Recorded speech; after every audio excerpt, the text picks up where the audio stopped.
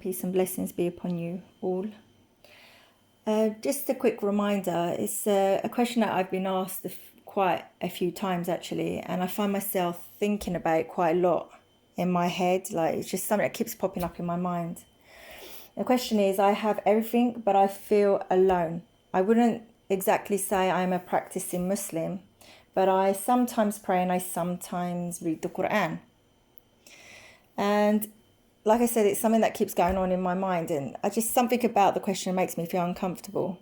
But it's something that I feel like it's encouraged me to make this video, and only Allah subhanahu wa ta'ala knows who it's meant to reach.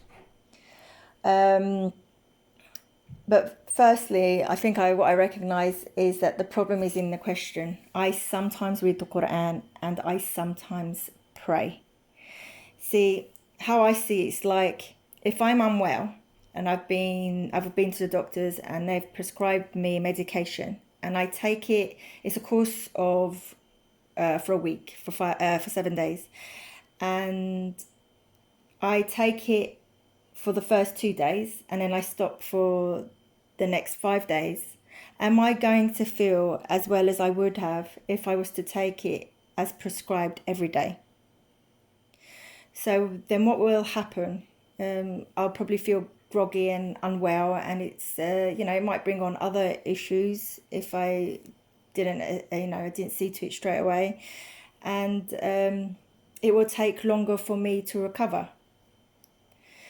And this is what I believe happens to us. Allah subhanahu wa ta'ala prescribes us to do our salah, to pray and read Qur'an daily. And because we're picking and choosing where it suits us, we start to feel distanced. And along comes different emotions, from sadness to sorrow and then loneliness, because we're not doing as prescribed. What you have to understand, that we have been created with a soul. And that soul's nature is that it needs Allah to survive. It wants Allah subhanahu wa ta'ala. It needs to hear Allah's words, His remembrance. It needs to prostrate. Allahu Akbar. Yeah, so that's the prescription, that's the prescribed medication, spiritual medication for the soul. See, it's easy.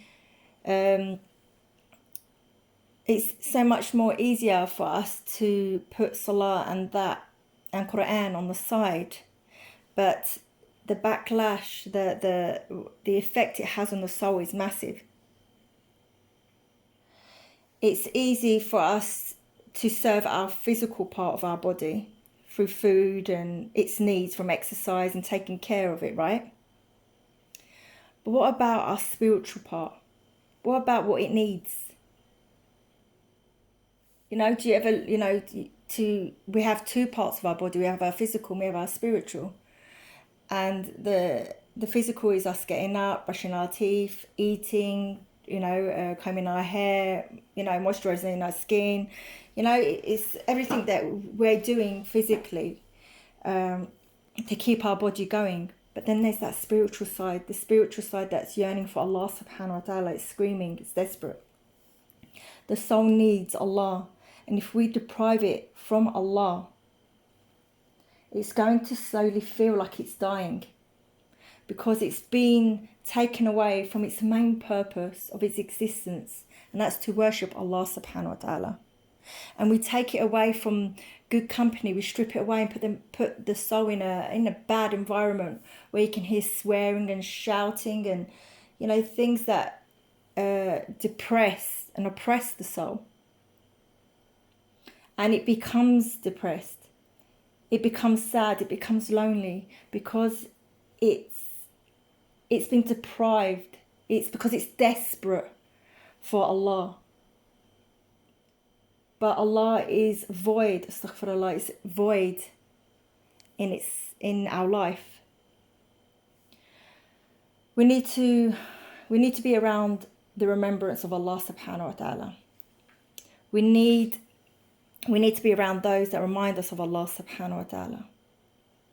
We need to be around good, positive people. And I don't mean friends or family that have good manners. Don't get me wrong, good manners is important. But we should all have good manners, right? It's something that we should all, we should have all been brought up. Manners is an absolute. So, I mean good people that remember Allah subhanahu wa ta'ala. Their actions remind you of Allah. People that work in the cause of Allah subhanahu wa ta'ala through charity or dawah and so on. The people that don't speak ill of others, that don't swear or lie or cheat. People that don't gamble or drink alcohol, or in places that the soul is not, is suffocating from. Look for those that encourage you to get closer to Allah. People that pray, people that fear and love Allah subhanahu wa ta'ala sincerely. You need this in your lives. And I speak from experience. This loneliness, this fact of depression is because we've depriving our soul from what it's calling out for. Once you fix this problem, I promise you'll feel content, inshallah. We've become prisoners in our own bodies, in our own desires. And it's something that, like I said, it's a question I get asked a lot. Contentment comes with Allah. And I'm not speaking from a book, and I'm not speaking from someone's story. I'm speaking from my self-experience, my own life experiences. True contentment is found with Allah subhanahu wa ta'ala. Hearts find ease and peace with Allah. So what I'm saying is just look at your lives and see, weigh it out. How much of Allah is in your life and how much is the dunya. And inshallah, once you figure that out and you correct and prioritize that which is important, you will not feel lonely. You will not feel sad. I'm not saying you'll never feel sad. That's part of a human emotion, of course. But you'll always find the comfort in Allah. You'll find comfort in your salah. You'll find comfort in the Qur'an. Jazakallah, and may you all have a blessed day, inshallah.